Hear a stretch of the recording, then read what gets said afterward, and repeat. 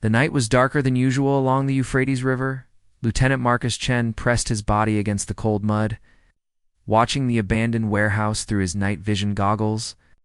His team of 6 Navy SEALs had been tracking a high-value target for 3 days through the Iraqi desert. Intelligence said the target was inside that building, planning something terrible. "Alpha team in position," Marcus whispered into his radio.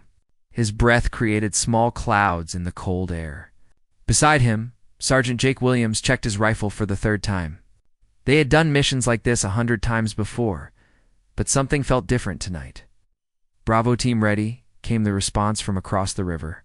The plan was simple.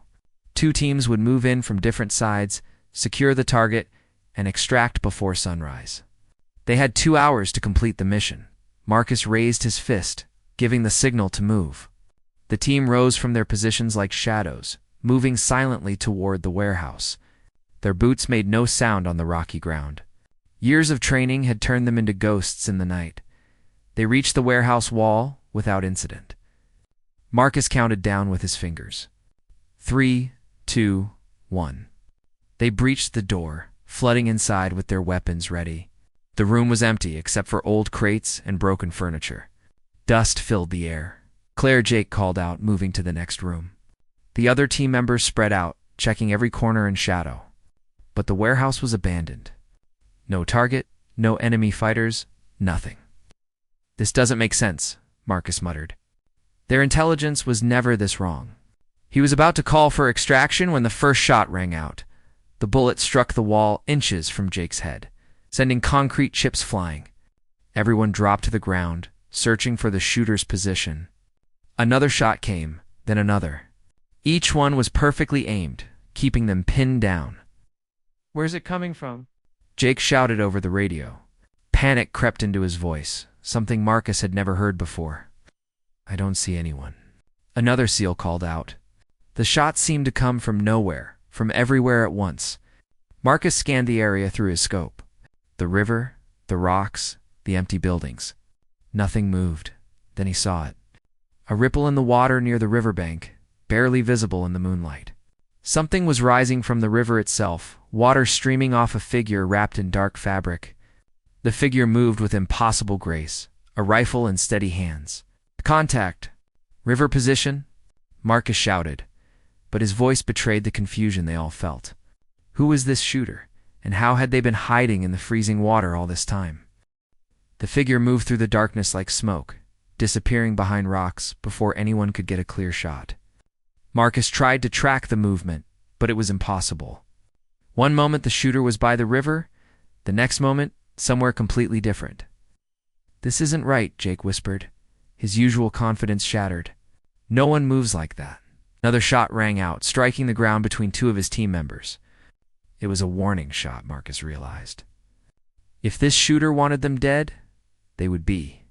Each bullet had been carefully placed to pin them down, not kill them. "Cease fire," Marcus ordered his team. Something told him that fighting back would only make things worse. His men looked at him with confusion, but they lowered their weapons. Years of trust made them follow his instincts, even when nothing made sense. The shooting stopped. Silence filled the night, broken only by the gentle sound of the river flowing.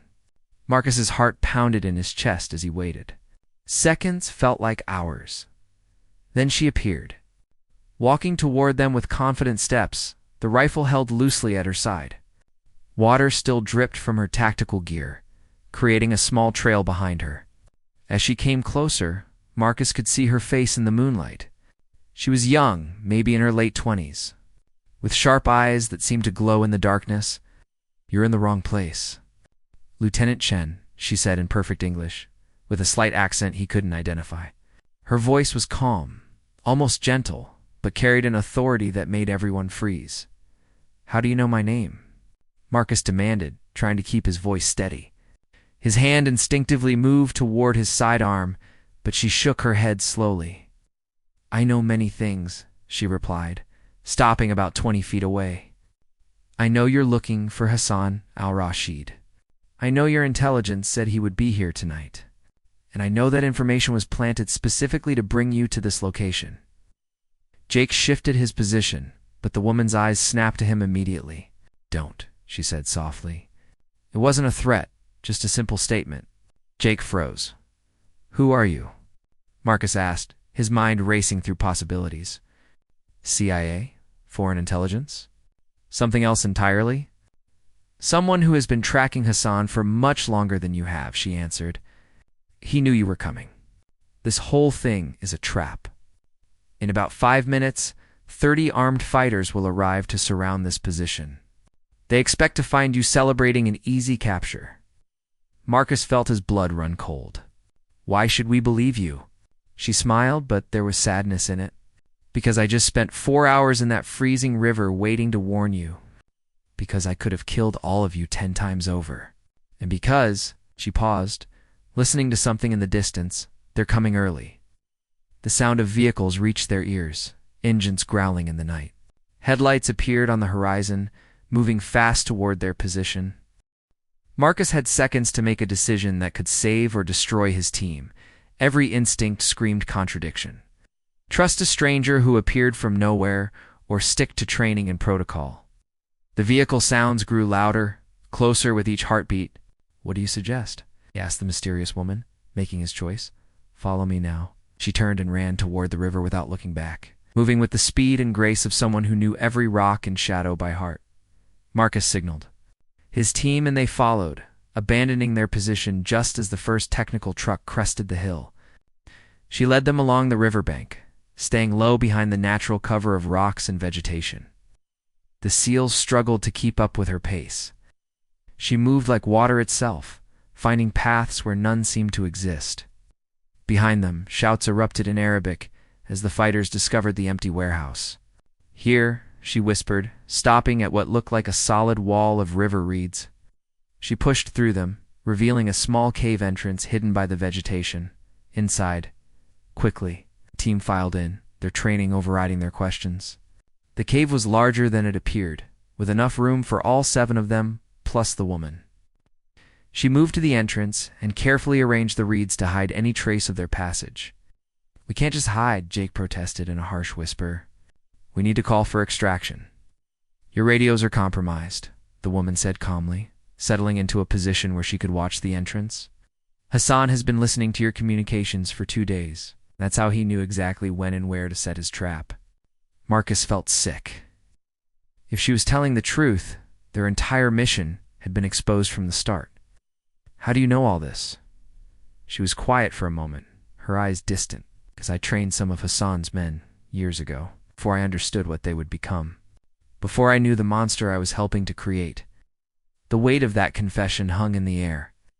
Outside, flashlights cut through the darkness as fighters searched the area. Voices called to each other, getting closer. The SEALs gripped their weapons, ready for a fight they knew they couldn't win. 7 men against 30, with no support and compromised communications. The woman raised her hand for silence. Footsteps approached their hiding spot, crunching on gravel. A fighter stopped right outside the cave entrance, so close they could hear his breathing. Marcus held his breath, finger on his trigger. The man stood there for what felt like an eternity.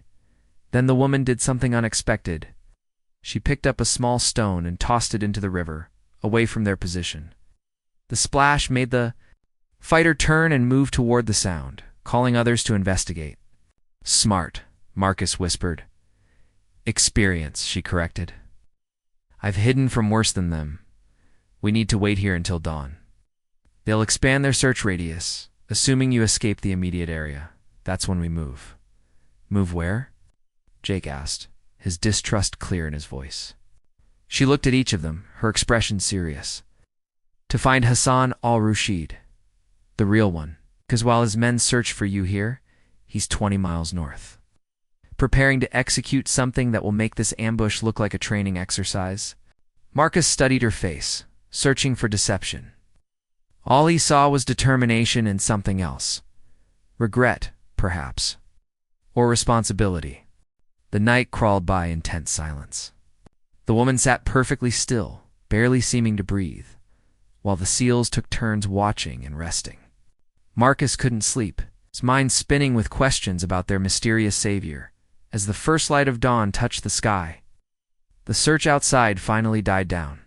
The fighters had spread out, assuming the Americans had somehow escaped through the desert. The woman waited another 30 minutes before moving, letting the morning twilight provide just enough light to see by. "We go north along the river," she said, checking her rifle with practiced efficiency. "Stay in the water when possible. It hides our heat signature and tracks. Hassan has drones watching the main roads. You still haven't told us your name?" Marcus said as they prepared to move. She paused, something flickering across her face. "Nadia. My name is Nadia Kassab. I was Mossad Israeli intelligence before I went independent. Hassan was once an asset before he betrayed everyone who trusted him." The revelation explained much. Israeli intelligence had been tracking terrorist networks in the region for decades. But it also raised new questions about why she was helping American forces alone. Without support, they moved out into the cold river water, following Nadia as she navigated upstream. The current fought against them, but she chose a path where the water was shallow enough to wade through. The cold bit through their gear, but it was better than being caught in the open. After 2 hours of silent movement, Nadia raised her fist. They all froze. She pointed to a ridge ahead where a single man sat smoking a cigarette, a radio beside him. One of Hassan's scouts. Before Marcus could formulate a plan, Nadia was already moving. She emerged from the river like a spirit, water cascading off her as she climbed the bank with impossible silence. The scout never knew what hit him.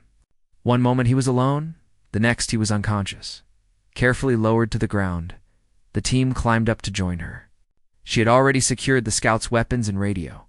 "He won't wake for hours," she said, "and when he does, he won't remember anything clearly." Concussion protocol. Jake examined the radio with professional interest. "This is military-grade equipment. Where is Hassan getting this technology?" "That's the question everyone should be asking," Nadia replied, her jaw tight. "Someone with serious resources has been funding his operations. Someone who wants chaos in this region." They continued moving, using the terrain for cover. Nadia proved to be an invaluable guide, knowing exactly where to step, where to hide, where the enemy would and wouldn't look. Marcus realized she had been planning this route for a long time, preparing for this moment. By midday, they reached an overlooking position above a small valley. Below them sat a compound that wasn't on any of their intelligence maps. New construction, with vehicles parked outside and men patrolling the perimeter. In the center sat a larger building with communications equipment on the roof. "Nadia!" There, Nadia said, handing Marcus her binoculars. "Hassan is inside that main building. He's meeting with his financiers today, people who think they're safe because no one knows about this location." Marcus scanned the compound, counting guards and noting defensive positions. "This isn't a capture mission anymore. We need to call in an airstrike." "No time," Nadia said firmly, "and no communications you can trust. Hassan's meeting ends in 2 hours. After that, he disappears again for months. This is the only chance. 7 people against what looks like 50 guards." Jake said incredulously. "That's suicide." Nadia smiled grimly. "Then it's good that I have a plan." Nadia spread out a hand-drawn map on the ground, marking positions with stones and sticks. Her plan was audacious, bordering on insane. But as she explained each element, Marcus began to see the genius in it. "The compound has one critical weakness," she said, pointing to the eastern wall. "Their generator. It powers everything, including their security cameras and communication systems. Take that out, and they're blind and isolated. They'll have backup power," Jake observed. "For about 90 seconds, Nadia confirmed. "That's our window. When the lights go out, Hassan's guards will follow their training. They'll form a defensive perimeter around the main building, expecting an external attack. They won't expect us to already be inside." She explained how she had spent weeks studying the compound's routines. Supply trucks came every morning at dawn. The guards checked them, but never thoroughly after the first inspection. They had grown comfortable, lazy even. Nadia had been waiting for the right moment to exploit that weakness. "2 of you will create a diversion here," she pointed to the western side. "Nothing dramatic, just enough noise to draw attention. While they're focused there, I take out the generator. In the confusion, the rest of you enter through the supply entrance. It's the least defended position once everyone moves to the perimeter. Marcus studied the plan, looking for flaws. What about you? After you hit the generator, you'll be exposed. I'll manage, Nadia said with a confidence that was both reassuring and concerning. I've gotten out of worse situations. They spent the next hour preparing. Nadia shared everything she knew about the compound's layout, guard rotations, and Hassan's personal security. Her knowledge was frighteningly detailed. It's the result of months of patient observation. As the sun began to set, casting long shadows across the valley, they moved into position. Jake and another SEAL named Rodriguez headed west to prepare the diversion. The rest positioned themselves near the supply entrance, hidden among rocks and scrub vegetation. Marcus watched Nadia through his scope as she approached the generator building. She moved like a shadow, using every bit of cover, timing her movements between guard patrols with precision that spoke of countless hours watching and learning their patterns. The diversion started exactly on schedule. Explosions erupted on the western side, not large but loud enough to cause alarm. Shouts filled the air as guards ran toward the commotion, exactly as Nadia predicted. Within seconds, she was at the generator building. Then everything went dark. The compound plunged into chaos, voices yelling in confusion. Emergency lights flickered on, providing minimal illumination. Marcus and his team rushed the supply entrance, finding it unguarded as planned. Inside, they moved through dark corridors, following the route Nadia had described. They could hear guards running, organizing, preparing for an attack they thought was coming from outside. No one expected enemies already within their walls. They reached the main building's lower level. Above them, through the ceiling, they could hear voices. Hassan was still in his meeting, probably feeling secure despite the commotion outside. His arrogance would be his downfall. Marcus positioned his team at the stairwell leading up. This was it. Years of hunting this man, countless missions and lost leads, all coming down to the next few minutes. He checked his weapon one final time and nodded to his team, but as they prepared to ascend, gunfire erupted from somewhere above them. Not the controlled shots of professionals, but the panicked spray of automatic weapons.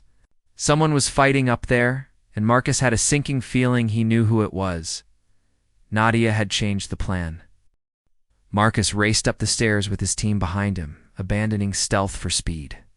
They burst into the meeting room to find a scene of controlled chaos. 4 of Hassan's bodyguards lay unconscious on the floor. 2 men in expensive suits cowered in the corner, hands raised in surrender.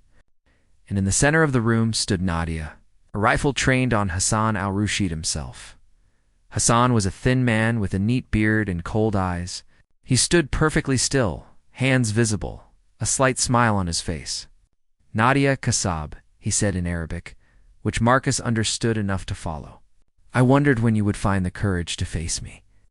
Shut up, Nadia replied, her voice shaking slightly. Not from fear, Marcus realized, but from rage barely contained. You killed my partner. You used the intelligence I gave you in good faith to murder innocent people. This ends now, does it? Hassan's smile widened. Kill me, and you become what you hate. A murderer. That's why you brought the Americans, isn't it? So they can take me, put me in a cell, and you can pretend your hands stay clean. Marcus moved forward slowly, his weapon ready. Nadia, step back.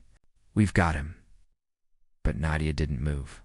Her finger rested on the trigger, and for a long moment, no one in the room breathed. The weight of years of hunting, of guilt and responsibility, hung in the air between her and Hassan. He's right, you know, Hassan continued, his voice smooth as silk. In a year, maybe 2, I'll be traded in some prisoner exchange. I'll be free again, and all of this will have been for nothing. But if you pull that trigger, you'll have to live with that decision forever. Don't listen to him, Marcus said quietly. We'll make sure he faces justice. Nadia's hands trembled. Justice. After everything he's done, how many have died because of him? How many more will die if he lives? The room fell silent except for the distant sounds of guards reorganizing outside. Time was running out. Soon they would realize the real attack was here, not at the perimeter. Then Nadia did something unexpected. She lowered her weapon, but the look she gave Hassan was colder than any bullet. "You're right," she said. "I won't become you. But I'll make sure the world knows everything. Every financier, every contact, every secret deal. I have it all documented. Your network dies today, even if you don't." Marcus and his team quickly secured Hassan and the two financiers. Jake had already found Hassan's computer and hard drives, gathering evidence that would dismantle the entire organization. "We need to move," Rodriguez called from the window. "They're starting to figure out we're inside." The extraction was chaos. They fought their way to the compound's vehicle bay, using one of Hassan's own trucks to crash through the front gate. Nadia drove with one hand, firing out the window with the other, providing cover while the SEALs returned fire from the truck bed. They made it to the rally point, where a helicopter was waiting. Called in by Jake, using Hassan's own secure communication equipment. As they lifted off, Marcus watched the compound grow smaller below them. Nadia sat quietly, her rifle resting across her lap. The weight of the night's events showed in her eyes, but also something else. Relief, perhaps, or closure. "What will you do now?" Marcus asked over the helicopter's noise. She looked at him with a sad smile. "Disappear. There are others like Hassan out there. Someone needs to watch for them, to stop them, before they become the monsters we chase." When they landed at the forward operating base, Nadia refused medical attention and debriefing. She simply shook Marcus's hand, nodded to his team, and walked into the dawn. By the time the intelligence officers arrived demanding to question her, she was already gone. Vanished like the ghost she had always been. Marcus never saw her again. But sometimes when other missions went strangely right, when intelligence appeared from nowhere, when enemies made unexplainable mistakes, he wondered, somewhere out there, Nadia Kassab was still fighting her war, one shadow at a time. A ghostly guardian that no one would ever see coming.